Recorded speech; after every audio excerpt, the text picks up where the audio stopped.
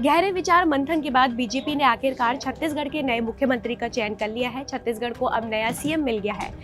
विधायक दल ने विष्णुदेव साय के नाम पर मुहर लगा दी है। कौन है विष्णुदेव साय, ये हम आपको अपनी इस वीडियो में बताएंगे, लेकिन उससे पहले आप हमारे चैनल को सब्सक्राइब कर दें।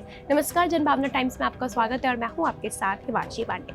छत्तीसगढ़ विधानसभा चुनाव में प्रचंड जीत दर्ज करने के बाद बीजेपी ने छत्तीसगढ़ के मुख्यमंत्री के रूप में प्रदेश के आदिवासी नेता विष्णुदेव साय पर दांव लगाया है। चुनावों में पहले बीजेपी ने किसी को सीएम फेस का उजागर नहीं किया था। पूरा चुनाव पीएम मोदी के चेहरे पर ही लड़ा गया और भारी जीत भी हासिल हुई। लेकिन जीत के बाद एक हफ्ते तक रायपुर से दिल्ली तक सीएम के चेहरे को लेकर मंथन का दौर चला। अब पार्टी ने इस रेस में आदिवासी समाज से आने वाले विष्णुदेव साय के नाम पर मुहर लगा दी है। कौन है विष्णुदेव साय, तो बता दें, विष्णुदेव साय छत्तीसगढ़ की कुनकुरी विधानसभा से आते हैं। राज्य में आदिवासी समुदाय की आबादी सबसे अधिक है और साय इसी समुदाय से आते हैं। पहले से ही कयास लगाई जा रही थी कि बीजेपी इस बार आदिवासी समुदाय से किसी को मुख्यमंत्री बना सकती है। विष्णुदेव साय साल 2020 में बीजेपी के प्रदेश अध्यक्ष रहे हैं। वे सांसद और केंद्रीय मंत्री भी रहे हैं। इतना ही नहीं, साय की गिनती संघ के करीबी नेताओं में भी होती है। वे छत्तीसगढ़ के पूर्व सीएम रमन सिंह के बेहद करीबी भी माने जाते हैं।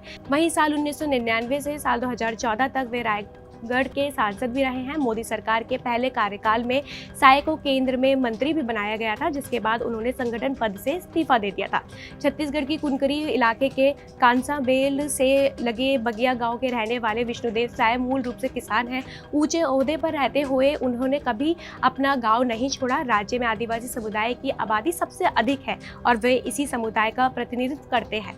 वहीं 1979 में अपने गाँव बगिया से पंच पद से राजनीतिक जीवन की शुरुआत करने वाले विष्णुदेव साय 1990 में निर्विरोधी सरपंच निर्वाचित हुए थे। इसके बाद तपकरा से विधायक चुनकर 1990 से 1998 तक वे मध्य प्रदेश विधानसभा के सदस्य रहे। इसके बाद 1999 के 13वीं लोकसभा के लिए रायगढ़ लोकसभा क्षेत्र से सांसद निर्वाचित हुए। बीजेपी ने उन्हें साल 2006 में बीजेपी का प्रदेश अध्यक्ष बनाया। इसके बाद साल 2009 में वे 15वीं लोकसभा के हुए चुनाव में रायगढ़ लोकसभा क्षेत्र से फिर से सांसद बने। साल 2014 में वे 16वीं लोकसभा के लिए फिर से रायगढ़ से सांसद बने। इस बार केंद्र में मोदी की सरकार ने उन्हें केंद्रीय राज्य मंत्री इस्पात खान श्रम रोजगार मंत्रालय सौंपा। साय 27 मई 2014 से 2019 तक इस पद पर रहे। पार्टी ने पिछले साल उन्हें राष्ट्रीय कार्य समिति सदस्य और विशेष आमंत्रित सदस्य बनाया था। विष्णुदेव साय को इसी साल जुलाई में पार्टी ने राष्ट्रीय कार्य समिति का अध्यक्ष भी बनाया।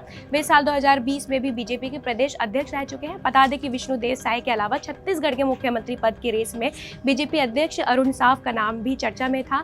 वे ओबीसी समाज से आते हैं। इसके अलावा सरोज पांडे का नाम भी सीएम पद की रेस में शामिल था। सरोज पांडे बीजेपी की राष्ट्रीय उपाध्यक्ष और राज्यसभा सांसद हैं। वो बीजेपी महिला मोर्चा की राष्ट्रीय अध्यक्ष भी रह चुकी हैं।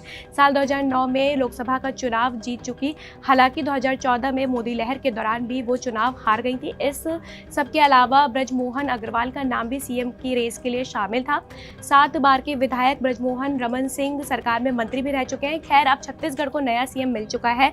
अब सबकी नजर उनकी कैबिनेट और ताजपोशी पर टिकी है। और इस खबर पर इतना ही। फिलहाल इस खबर पर आपकी क्या राय है, हमें कमेंट बॉक्स में जरूर बताइएगा और ऐसी खबरों के लिए आप देखते रहिए जनभावना टाइम्स।